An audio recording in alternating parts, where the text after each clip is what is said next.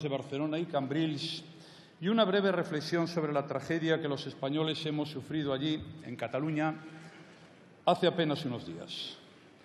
Nos han herido en un rincón de España, pero hemos sentido el dolor en España entera. Y nos ha invadido a todos los españoles no solo la pesadumbre, también la rabia contenida ante la crueldad incomprensible de un fanatismo sin entrañas. Quiero reiterar nuestro apoyo y nuestro cariño a las víctimas y a sus familiares, a todas las víctimas, tuvieran o no un pasaporte español, porque todas ellas son hoy víctimas nuestras.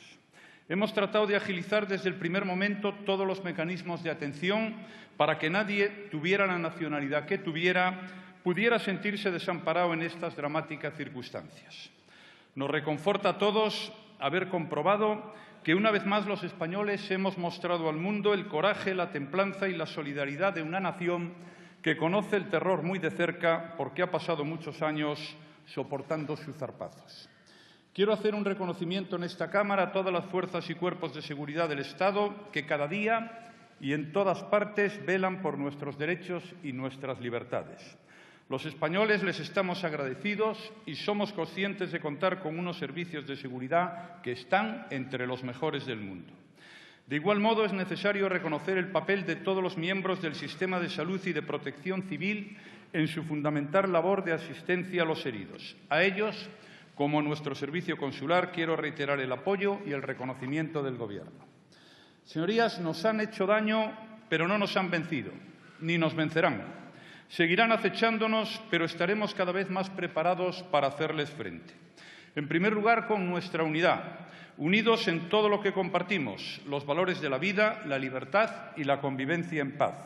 Unidos en el empeño decidido de acabar con la peor amenaza que hoy se alza contra Occidente, como demostramos el pasado lunes los líderes europeos que nos reunimos en París.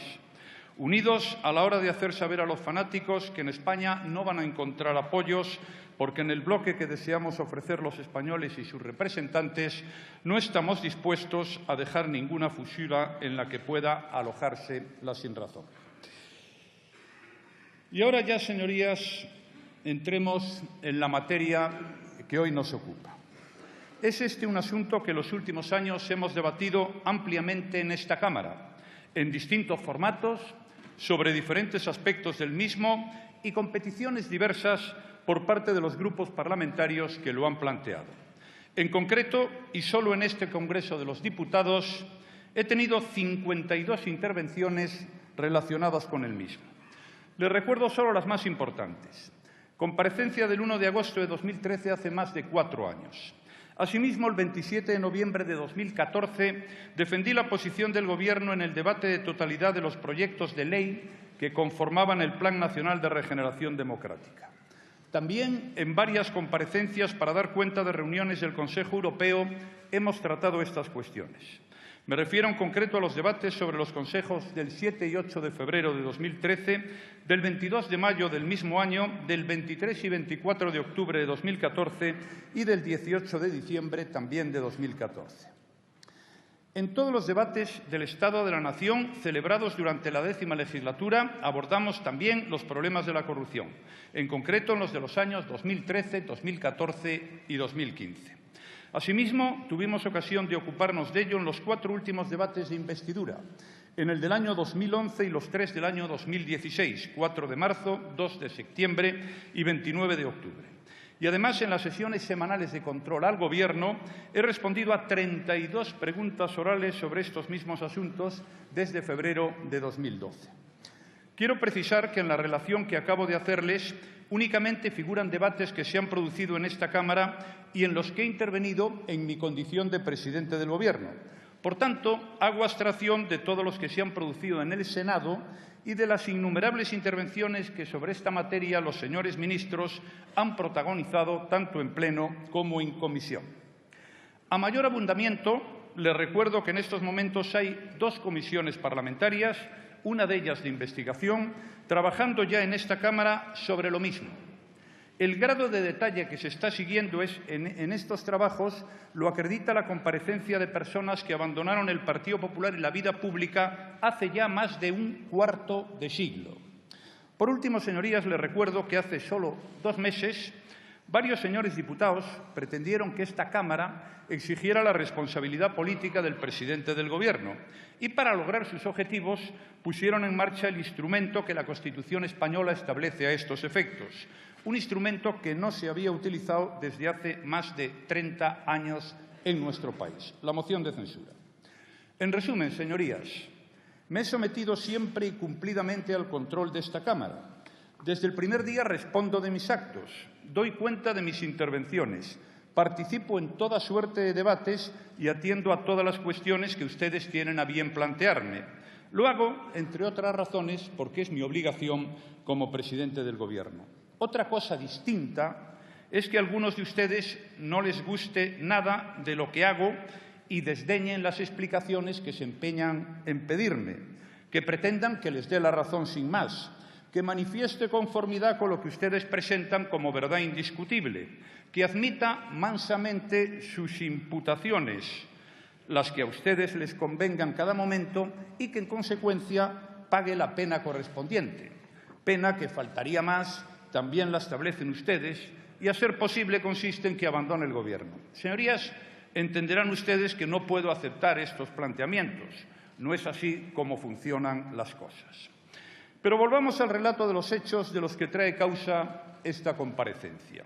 Lo cierto es que algunos de ustedes decidieron el pasado 24 de agosto que yo compareciera aquí, en este mismo mes, y en un pleno extraordinario, fuera del periodo de sesiones, para volver a hablar de lo mismo. En esta ocasión, y ante la ausencia evidente de cualquier elemento nuevo que pudiera justificar estas urgencias, la excusa que aducen es mi supuesta negativa a asumir las responsabilidades políticas por haber declarado como testigo ante un tribunal. Señorías, tienen derecho a pedir mi comparecencia. No se lo voy a reprochar. Tampoco voy a perderme en reflexiones o cábalas sobre las auténticas intenciones que parecen animar el celo inquisitorial de alguna de sus señorías. Pero sí me van a permitir que insista en lo que acabo de señalar hace unos momentos, que ya he informado sobre lo mismo en 52 oportunidades, que no hay ninguna razón sobrevenida que demande esta comparecencia y que, a la vista de los problemas que tenemos hoy en España y de los retos que debemos afrontar, no se entiende la necesidad de celebrar con carácter extraordinario y fuera del periodo de sesiones un debate sobre este asunto y que no nos centremos en otros que acaso merecieran con más motivo la atención y el interés de sus señorías.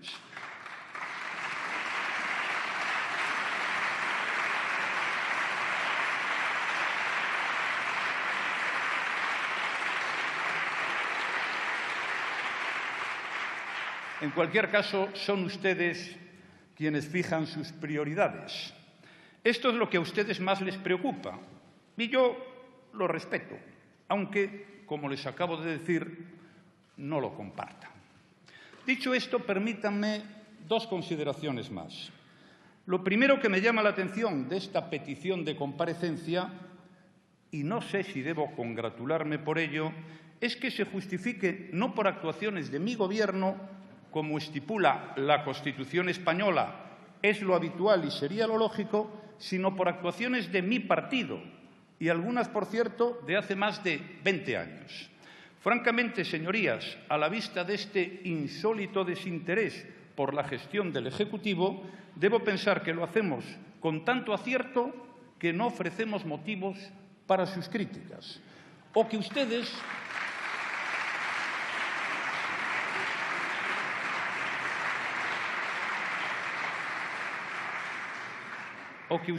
no se toman el trabajo de buscarlos, me refiero a los motivos, y prefieren seguir transitando por un camino que, de tan trillado, amenaza con no llevarles a ningún lado.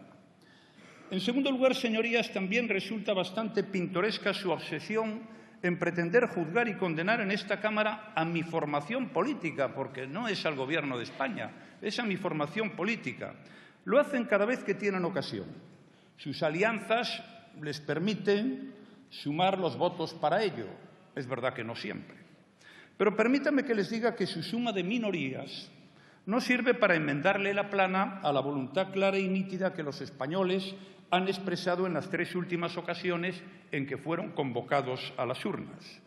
No me lo tomen a mal, pero entenderán que les señale un hecho indiscutible.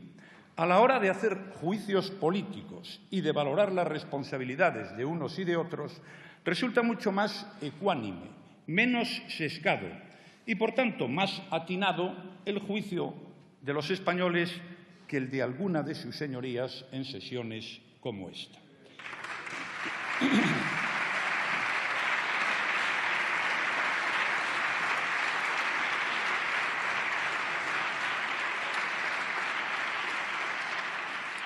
Pues bien, señorías, hechas estas reflexiones, voy a referirme a lo que me piden ustedes que explique. ¿Por qué me niego a asumir las responsabilidades políticas tal y como ustedes las demandan? Y es que he de decirles que, a la vista de sus demandas, el concepto de responsabilidad política que ustedes proclaman nada tiene que ver con lo que dice nuestro texto constitucional y sí mucho con sus urgencias políticas. Tal y como ustedes parecen entender la responsabilidad política, cuando se trata de la mía, no ciertamente de la de ustedes, se trata de un saco sin fondo en el que ustedes pueden introducir cuanto les plazca y utilizar a gusto de sus intereses concretos. Señorías, se lo digo con absoluta franqueza. Yo no me opongo a que se me exijan responsabilidades políticas. Es una de las funciones más importantes que a ustedes les compete, además de aprobar leyes o controlar al Gobierno. Y esa facultad de exigir responsabilidades políticas la tienen ustedes, además, en exclusiva. Solo ustedes pueden hacerlo. Ni siquiera el Senado está facultado para ello. Y esto es lógico y es razonable. El presidente del Gobierno lo es porque esta Cámara le da su confianza y esta Cámara se la puede retirar. Eso es exigir responsabilidades políticas. ¿Y cómo puede hacerlo?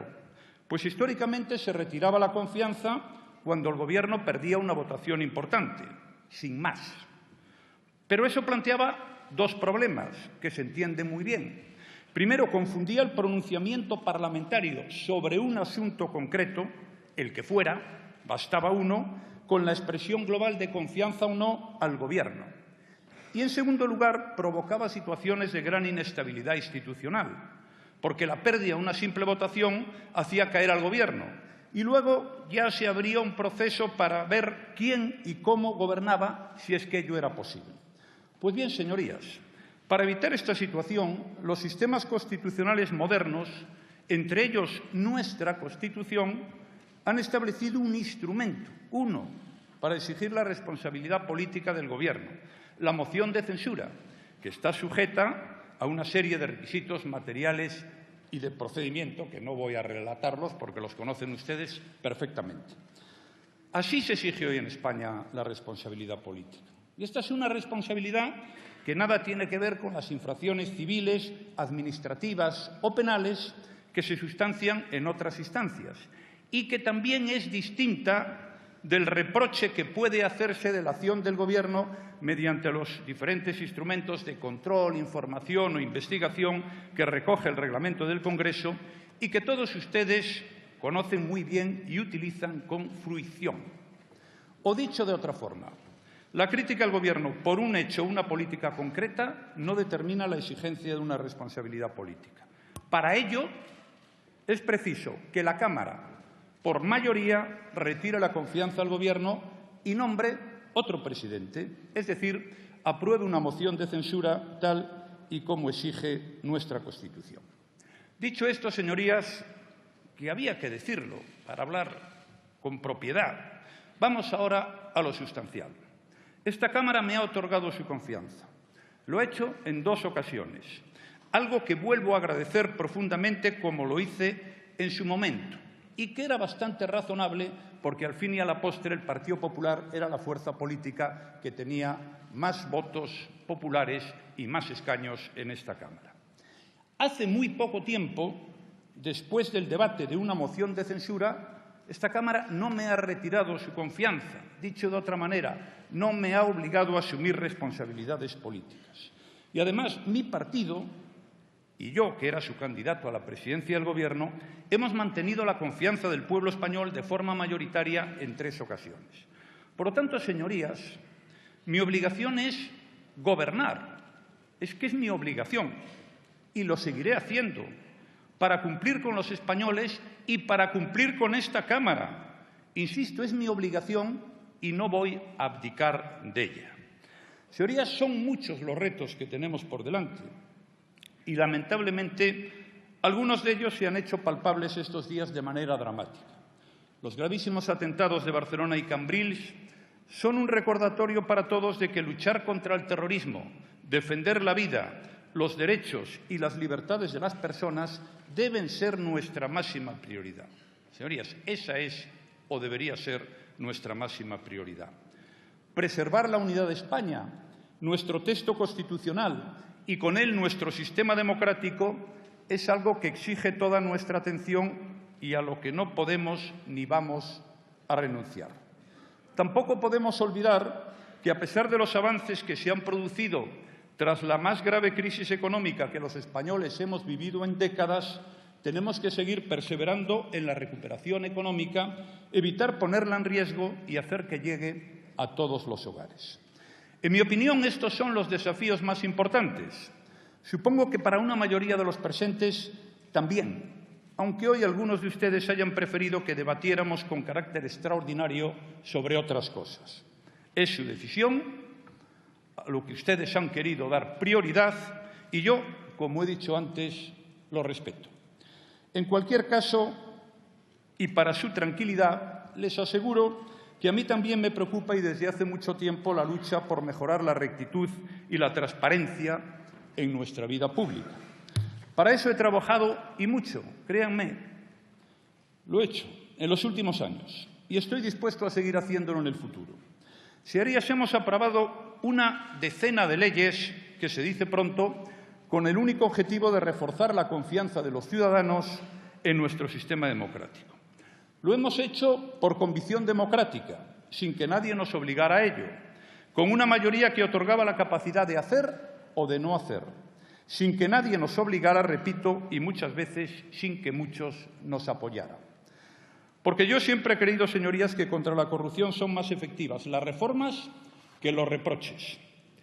Les recuerdo que en el primer Consejo de Ministros en el año 2011, tras los nombramientos del gabinete, aprobamos una reforma de la Ley de Financiación de Partidos, antes de que nadie lo reclamara, mucho antes incluso de que un diputado de la oposición me formulara la primera pregunta sobre este tema.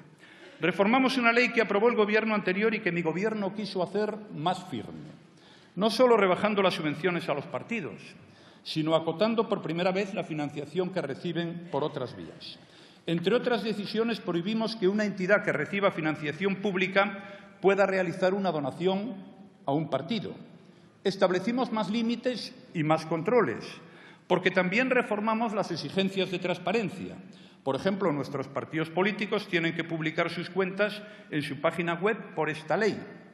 No solo reformamos la Ley de Financiación de los partidos, aprobamos una nueva ley para controlar toda su actividad económica y financiera, que abarca desde el contenido de los estatutos a las funciones del Tribunal de Cuentas, para no dejar ningún resquicio a las irregularidades y para cambiar por completo la forma en la que funcionan los partidos en nuestro país y cómo se controla.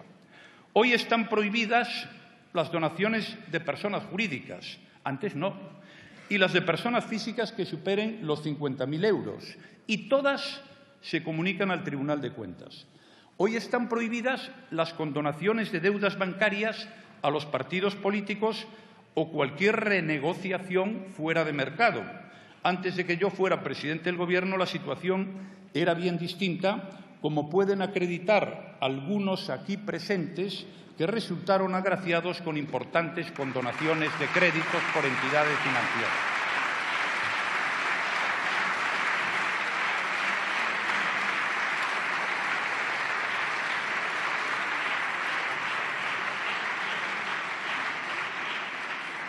Hoy todos los responsables de la gestión económica de un partido están sometidos a requisitos de idoneidad y honorabilidad y de comparecencia en este Parlamento, no porque alguien lo pida, sino porque la ley lo obliga. Hoy todos los partidos tienen que presentar sus cuentas al tribunal, todos, sin excepción. Y además no pueden recibir subvención alguna si no cumplen con esta norma o tienen deudas con la Administración pública. Como tampoco puede hacerlo ninguna persona que haya sido condenada por delitos relacionados con la corrupción. En definitiva, señorías, hoy todos los partidos políticos en esta Cámara y fuera de ella tienen que cumplir las reglas más estrictas que jamás han existido en nuestro país. Y no solo eso, sino que afrontan una responsabilidad penal en caso de no hacerlo. Una responsabilidad penal que tampoco existía antes. O pueden ser acusados por un delito de financiación ilegal que tampoco estaba recogido en el Código Penal. Y todas estas son mejoras que hemos introducido y que no es bueno ignorarlas, entre otras cosas porque no es justo y han supuesto un avance importante en la lucha contra la corrupción. Señorías, no solo hemos extremado la vigilancia sobre los partidos políticos, también hemos sometido al máximo control a la Administración pública y a sus responsables, porque ha sido mi Gobierno el que aprobó por fin una ley de transparencia para España. Ha sido mi Gobierno el que ha convertido en una publicidad de oficio lo que antes era una opacidad completa. Subvenciones, contratos o inmuebles de la Administración, retribuciones, indemnizaciones o compatibilidades de los altos cargos. Todo es público a día de hoy y no lo era antes de las últimas reformas. Igualmente, hemos asumido la responsabilidad política de hacer obligatoria el buen gobierno, con normas tasadas de gestión pública y sanciones concretas en caso de incumplimiento. Y para eso hicimos una reforma del Código Penal, para que quien no cumpla con sus obligaciones se enfrente a todas las consecuencias. Serían obligaciones colectivas y también a nivel particular, porque de igual modo ha sido mi Gobierno el que ha aprobado el primer estatuto del alto cargo, con los máximos requisitos de idoneidad y honorabilidad para su nombramiento. Y, sobre todo, se establecen controles más estrictos sobre su patrimonio, en el nombramiento y también en el cese, para detectar cualquier posibilidad de enriquecimiento injustificado y llevar, en este caso, ante la justicia si es necesario. Señorías, somos y hemos sido siempre conscientes de que no basta con hacer más exigentes las normas. Es necesario hacer más efectivas y, en su caso, también más duras las sanciones, a fin de disuadir a aquellos que pudieran pretender acercarse a la política con otros fines espurios y ajenos al interés general. Por eso hemos trabajado en facilitar y fortalecer la acción de la justicia, con reformas en el ámbito penal y procesal. Y eso me permite afirmar que el Gobierno ha dotado de más instrumentos a los tribunales para hacer frente a la corrupción. No solo porque hoy pueden perseguir más delitos, comenzando, como les he dicho, por el de financiación ilegal, sino porque pueden exigir más responsabilidades al haber ampliado los plazos de prescripción de los delitos relacionados con la corrupción. Pueden imponer penas más duras, inhabilitaciones más largas y tienen más instrumentos para hacer que se devuelva hasta el último euro robado a los españoles. En los últimos meses de la 10ª legislatura creamos, como saben, la Oficina de Recuperación y Gestión de Activos procedentes de la lucha contra la corrupción. Hace un mes comparecía su responsable aquí, en esta Cámara, porque así lo estableció el Gobierno en su regulación, para dar cuenta de su gestión y de sus resultados, informando que a día de hoy gestiona más de 250 bienes incautados del delito y cuenta con cerca de 17 millones de euros en su cuenta de depósitos. Señorías, hemos trabajado además para dotar de más instrumentos a la justicia y hemos hecho lo posible para dotarla de mejores medios. A pesar de las dificultades económicas por las que, como bien saben o deberían saber, hemos atravesado. Y les daré algunos datos. En los presupuestos vigentes para el año 2017 se prevé la creación de 89 nuevos juzgados, además de las 16 plazas de magistrados para la segunda instancia penal. En total, 105 unidades que refuerzan nuestro sistema judicial y la lucha, entre otros delitos, contra la corrupción. Precisamente la Fiscalía Anticorrupción ha incrementado un 40% su plantilla desde 2014 y se ha ampliado un 14% el número de sus delegados provinciales. El número de efectivos de apoyo de la agencia tributaria se ha incrementado un 22% y el de la Guardia Civil un 35%. Señoría, todas estas reformas las hemos planteado y las hemos aprobado para que no quede ninguna duda de que nuestra voluntad de servicio público está asegurada por los controles y está garantizada por el Estado de Derecho. Pero también para dejar claro a los españoles que quien se aparte en su actividad política de este servicio público será apartado de sus responsabilidades y apartado de la política. He dicho en muchas ocasiones, y quiero reiterarlo hoy aquí, que en España no hay impunidad, que las instituciones funcionan, los controles no se advierten y las irregularidades se sancionan, donde se tienen que sancionar, en los tribunales y en las urnas. De no ser así, no habríamos conocido nunca los casos de corrupción que hemos conocido en los últimos años. Pero lo más importante es que la policía, la Guardia Civil, los jueces y los fiscales los han llevado a los tribunales, que se están persiguiendo y juzgando, porque no hay impunidad para la corrupción y sí hay más contundencia contra la misma. No hay impunidad porque España es un país con controles, los ha habido siempre, pero ahora son más estrictos que nunca. En España hay libertad de prensa y cada cual informa de lo que estima oportuno y conveniente. En España hay un Tribunal de Cuentas que audita la actividad económica y financiera de los partidos.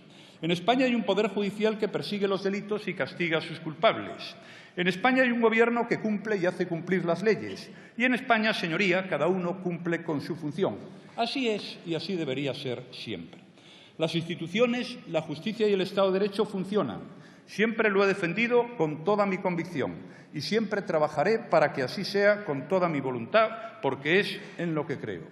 Señorías, lo he dicho alguna vez, pero quiero reiterarlo hoy aquí. Yo creo en la política, en la gente que desde cualquier ideología democrática pone todas sus capacidades al servicio del bien común, en la nobleza de la vocación individual de trabajar por el progreso colectivo, en la dignidad de la política y de quienes saben ejercerla. Y como no estoy enfermo de sectarismo, les incluyo a todos ustedes en esa consideración general.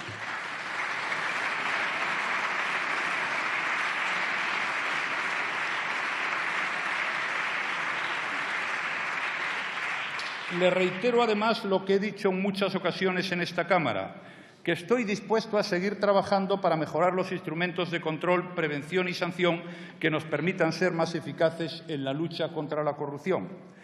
En suma, señorías, una vez más he comparecido ante este Congreso de los Diputados porque ustedes así lo han decidido. Volveré a hacerlo cada vez que ustedes tengan a bien solicitarlo. Lo que no puedo ni debo hacer es abdicar de mis responsabilidades de Gobierno, las que me exigen esta Cámara y la confianza mayoritaria de los españoles. Y para terminar, permítanme que insista en algo a lo que he referido antes, considero sustancial y para mí es la parte más importante de mi intervención en el día de hoy. Tenemos por delante retos muy importantes que merecen nuestra atención prioritaria y, en la medida de lo posible, nos exigen a todos una actitud constructiva, poniendo por delante el interés de todos los españoles. Es preciso que estemos unidos para hacer frente a la amenaza terrorista, unidos en España, para lo cual debemos trabajar y fortalecer el pacto contra el terrorismo yihadista y unidos con nuestros socios europeos. Hace unas horas ratificamos en París nuestra firme voluntad de luchar juntos y de reforzar la coordinación en materia operativa y de inteligencia. También debemos ser conscientes de la gravedad del desafío que supone la voluntad de algunos de liquidar nuestra unidad nacional y nuestra convivencia de manera unilateral y con abierto desprecio a las reglas más elementales de una democracia. El Gobierno actuará con la firmeza que requiere la magnitud de la provocación a nuestro Estado de Derecho, a nuestra Constitución y al propio autogobierno de Cataluña. Defenderá el derecho de todos los españoles a decidir qué es su país y protegerá a los catalanes de un proyecto autocrático liderado por radicales que solo traería división, enfrentamiento y pérdida de libertad y de bienestar.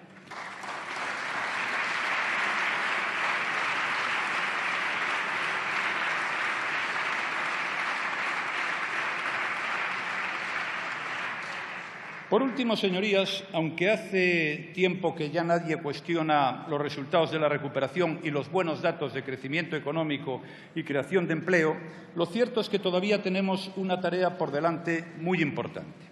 Hemos superado la mayor crisis económica que tuvo España en décadas. La última encuesta de población activa nos recordaba que en el último año el número de ocupados en España aumentó en 660.000 personas. Pues bien, a pesar de esos buenos datos, todavía queda mucho para llegar a los 20 millones de ocupados, que es el objetivo que planteé en el debate de investidura en esta legislatura. Esto no solo sería bueno en sí mismo, esto ayudaría a mejorar nuestros servicios públicos, nuestras pensiones y el nivel de bienestar de los españoles. No lo olvidemos. Señorías, estas son las prioridades de mi Gobierno y creo que de la mayoría de los españoles. Sin duda hay más.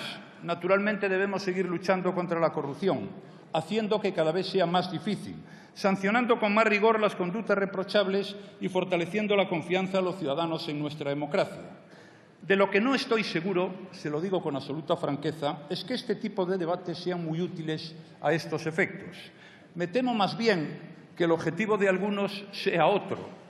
E intuyo, además, que hay mucha gente que empieza a darse cuenta. Muchas gracias, señorías.